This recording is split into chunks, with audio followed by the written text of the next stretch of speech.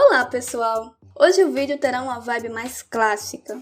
Como todos devem saber, a física está sempre presente no nosso dia a dia. Nos automóveis, na nossa casa, nas construções, mares, na água fervente do seu café da manhã, até no seu passeio com o dog. Logo, ela não poderia faltar nos passos de balé. Os tão maravilhosos e delicados passos de balé. E é sobre isso o assunto do vídeo de hoje. Balé. Olá pessoal, sejam bem-vindos a mais um ensaio. As nossas ondas sonoras chegam até vocês através dos nossos canais no YouTube, Instagram ou Spotify. Em qualquer uma das plataformas, não esqueça de deixar o seu like e de se inscrever no canal. Fiquem com o vídeo e aproveitem bastante. O balé clássico, além de lindo e emocionante, tem passos complicadinhos de aprender. Requer muito trabalho árduo até as bailarinas e bailarinos chegarem a dominar esses passos. Mas, para que você consiga contemplar melhor a perfeição e o domínio dos bailarinos, é interessante entender a física por trás deles. Já se perguntou como os bailarinos conseguem dar várias piruetas? Como conseguem ficar mais tempo no ar? Vamos começar de forma simples. Uma lei importante da natureza que devemos ter em mente é chamada de princípio da inércia. Esta lei diz que todo corpo naturalmente mantém seu estado de movimento. Objetos parados ficam parados, e objetos que se movimentam também tendem a continuar em movimento. O princípio da inércia serve também para as piruetas dos passos de balé. Mas isso quer dizer que as bailarinas podem girar para sempre? A resposta é sim, mas somente se girassem sem a resistência do ar e sem o atrito com o piso do palco.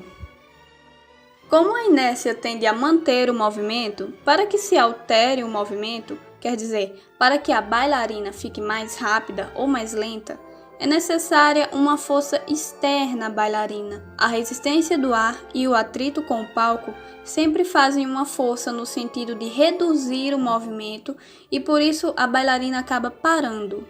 Ao nos movimentarmos, nós adquirimos um tipo de energia, chamada energia cinética. Esta é a energia associada ao movimento que aumenta quando a velocidade aumenta. As forças de atrito e resistências do ar dissipam esta energia. Com técnica, a bailarina aprende a girar cada vez mais rápido e consegue rodopiar vez após outra, repetindo seu giro por um bom tempo. Agora precisamos compreender o que é o momento de inércia da bailarina. Momento de inércia tem este nome porque é uma medida da inércia em uma situação de rotação. Quanto maior é o momento de inércia, mais difícil é mudar o movimento de giro da bailarina. Normalmente, o momento de inércia aumenta com a massa e também com a distância ao eixo de rotação. Se você já parou algum peão que girava no chão, deve ter percebido que quanto maior for o peão ou quanto mais massivo ele for, mais difícil é parar ele completamente. O momento de inércia pode ser calculado pela fórmula I igual a m vezes r ao quadrado, onde I é o momento de inércia, m é a massa e r é a distância ao eixo de rotação. Para entender a participação da massa, temos que lembrar que massa não é peso. Quando você pisa na balança, ela te mostra a sua massa e não seu peso. Peso é a medida de uma força, a força da gravidade aqui na Terra.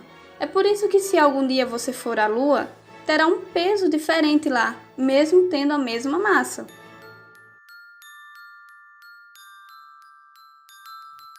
Então, por causa dessa tal inércia, bailarinos com estatura mais baixa conseguem se movimentar e reproduzir giros com mais facilidade por terem menos massa que uma pessoa mais alta? Sim, geralmente pessoas de baixa estatura possuem menos massa que uma pessoa de estatura alta e por esse motivo possuem menos dificuldade de se deslocar. É claro que isso também depende do condicionamento físico da pessoa. No caso de bailarinos, como na maioria das vezes possui um bom condicionamento físico, os bailarinos mais baixinhos possuindo menos massa terão um menor momento de inércia. Na fórmula do momento de inércia também aparece a distância r, que seria o raio.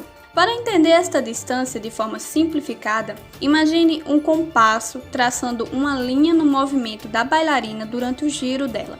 O compasso é apoiado no pé da bailarina, que está em contato com o palco e se abre traçando uma linha no ponto mais distante do corpo da bailarina. Conforme a bailarina gira, o compasso traça um círculo ao redor da bailarina. O diâmetro é a distância entre os membros mais afastados do corpo, seja os braços quando estão abertos, seja a outra perna. Quanto mais próximos do eixo estiverem os membros, menor será o raio.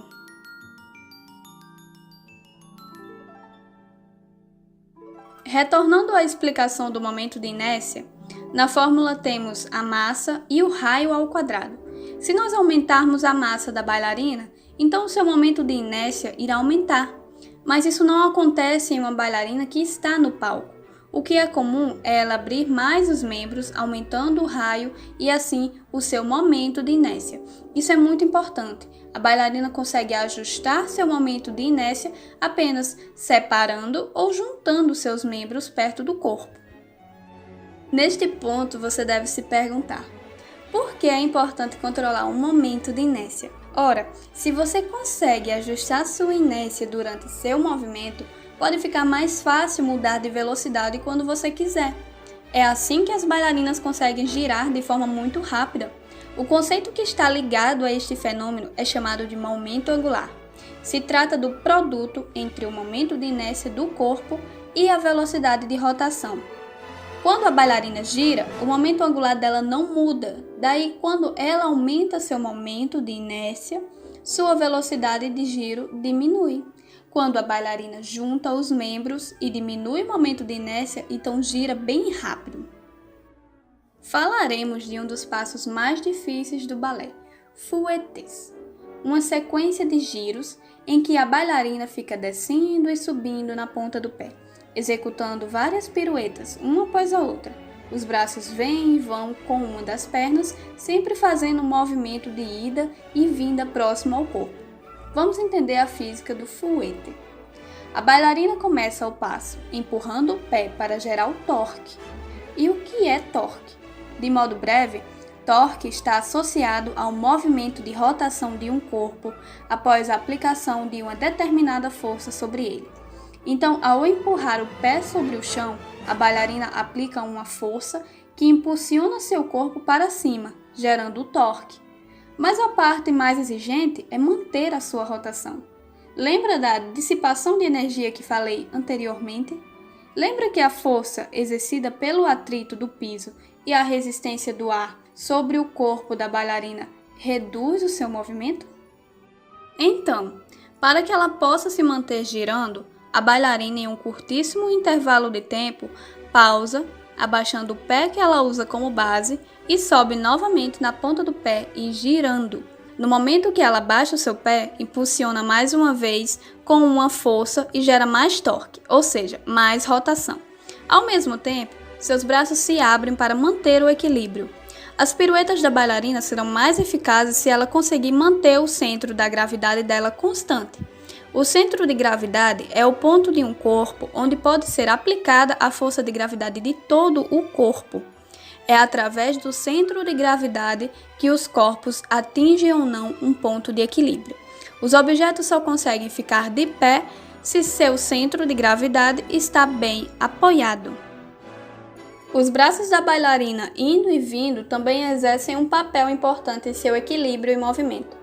Assim como a outra perna da bailarina, que não para de se mover enquanto estiver executando o fouette, durante a pausa para o torque, a outra perna da bailarina se move para longe do corpo, bem para a frente, depois para o lado, antes de se curvar na altura do joelho, sequencialmente, assim ajudando no giro da bailarina. Ao manter esse movimento, essa perna armazena momento angular.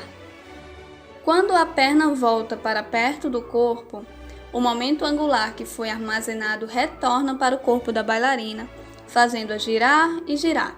Assim será todas as vezes que ela conseguir repetir esse passo a passo. À medida em que a bailarina afasta e traz a perna para perto do corpo, o momento angular se alterna entre perna e corpo, mantendo seu movimento. A bailarina ainda pode estender essa perna por mais tempo, armazenando mais momento angular para o seu corpo. Quando a perna dobrar novamente para perto do seu corpo, ela irá conseguir mais movimento e velocidade. Mais momento angular significa que a bailarina pode girar por mais tempo antes de precisar pausar novamente o pé no chão para gerar mais torque. Outro modo seria a bailarina trazer seus braços e sua perna para perto do corpo, assim que ficar na ponta do pé. Isso porque o momento angular é igual à velocidade angular da bailarina multiplicado pelo momento de inércia. Então, ao trazer os seus braços e perna para próximo do corpo, a sua inércia diminui. Lembra do raio e o eixo de rotação que citei no exemplo de antes? Eu disse que o eixo seria o corpo e a perna base da bailarina, e o raio seria os braços e a perna em movimento. Quanto mais próximo o raio estiver do eixo, mais veloz seria o seu movimento. Com isso, ao diminuir sua inércia, para que o seu momento angular possa ser conservado, sua velocidade angular aumenta, por isso gira mais rápido. A inércia e a velocidade são grandezas inversamente proporcionais. Isso quer dizer que se uma aumenta, a outra diminui. Olha, você pode testar esse método na sua casa com uma cadeira que gira. Sente na cadeira, estenda os braços para os lados e comece a girar a cadeira. Após alguns giros, traga os seus braços para perto do seu corpo e verá a velocidade de seu giro aumentar. Tenta fazer e confirma o que digo. As piruetas do balé são regidas por esses conceitos que citei, mas também podemos ter mais conceitos físicos sendo utilizados para a realização de mais passos. A física realmente está em todos os lugares, não é mesmo? Gostou desse vídeo? Deixa o like e compartilhe com os seus amigos. Assim você contribuirá bastante para o crescimento do canal. E lembre, se quiser fazer balé, entenda de física. Isso irá te ajudar bastante. Até o próximo vídeo. Estamos chegando ao fim de mais um ensaio. Muito obrigado a todos pela audiência. Não esqueça de deixar o like e de se inscrever no canal. Vamos saindo pela tangente, que é por onde a natureza nos leva. Até a próxima. Tchau!